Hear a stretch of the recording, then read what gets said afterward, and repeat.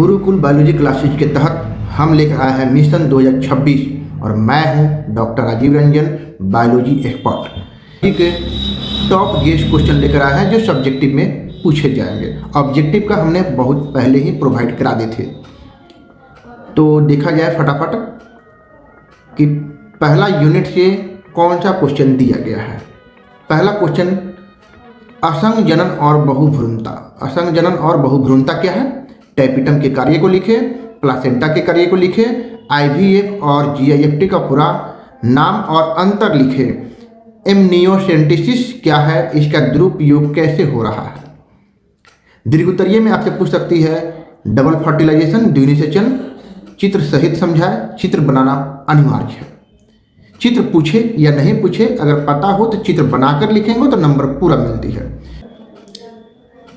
अब है शुक्राणु जनन यानी स्पर्मेटोजेनेसिस और अंड जनन की प्रक्रिया को रेखा चित्र समझाए। ठीक है, उसके बाद है चौथा ऋतु स्राव चक्र यानी मेंस्ट्रुअल साइकिल की विभिन्न अवस्थाओं का वर्णन करें।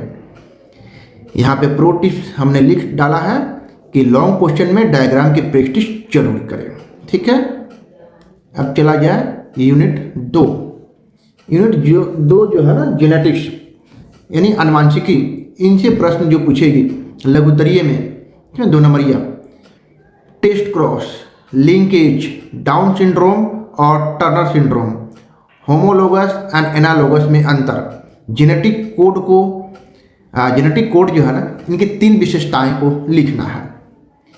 दीर्घोत्तरीय पूछ सकती है आपसे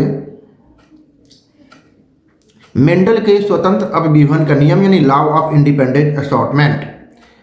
दूसरा, डीएनए की द्विकुंडली संरचना यानी डबल हेलिक्स स्ट्रक्चर का पूरा सचित्र वर्णन देना है। वाटसन एंड क्रिक ने जो दिया था वो मॉडल पूरा लिखना है। इसके बाद है डीएनए फिंगरप्रिंटिंग। डीएनए फिंगरप्रिंटिंग क्या है और इनके अनुप्रयोग को लिखें। हर्षे तथा चेज का प्रयोग सिद्ध करें कि डीएनए ही आनुवंशिक पदार्थ है।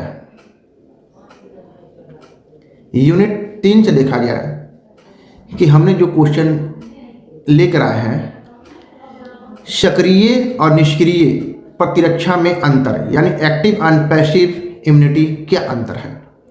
जैव उर्वरक यानी बायो फर्टिलाइजर क्या है, 2 उदाहरण देना है। ठीक है, एड्स के रोकथाम के उपाय को लिखना है।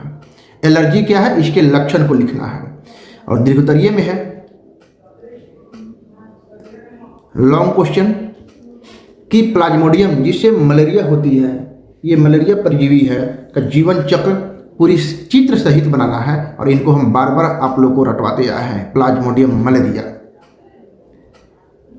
दूसरा क्वेश्चन है स्वेज ट्रीटमेंट प्लांट यानी वाहित मल उपचार की प्रक्रिया का वर्णन करना है।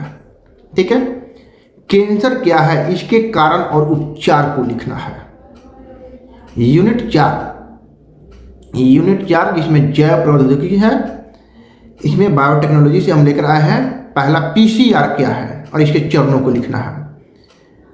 रेस्ट्रिक्शन एंजाइम क्या है, इन्हें आणविक कैंची क्यों कहते हैं। तीसरा है बीटी कपास यानी बीटी कॉटन पर टिप्पणी लिखना है। और चौथा है जीन चिकित्सा यानी जीन थेरेपी क्या है।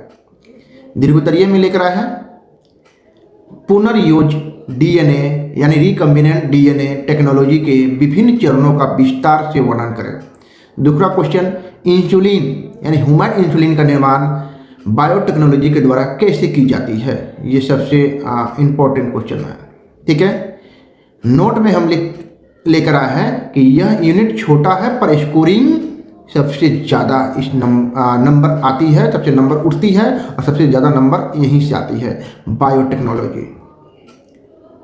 तो अब आखिरी यूनिट 5वां में देखा जाए इकोलॉजी यानी पारिस्थितिकी। खाद्य श्रृंखला फूड चेन एंड खाद्य जाल के बारे में अंतर, सहजीविता और परजीविता के बारे में अंतर और उदाहरण सहित समझाना है। इसके बाद है रेड डाटा बुक क्या है, ग्रीन हाउस प्रभाव क्या है। और दीर्घोत्तरीय पूछ सकती है जैव विविधता की क्षति के मुख्य कारण क्या है। Alien species habitat loss. ठीक है। जनसंख्या वृद्धि वक्र यानी पॉपुलेशन ग्रोथ कर्व यानी जे कर्व जो है उसके आकार को समझाए, एस आकार और जे आकार को समझाना है। ठीक है। अब इस बात को ना, इस प्रश्न को आप लोग रट लो, 95% पक्के हैं। ठीक है। कोई भी डाउट हो तो यहाँ पे नंबर दिया गया है, आप इनसे चैट के माध्यम से या कॉल के माध्यम से एनी टाइम आप पूछ सकते हैं।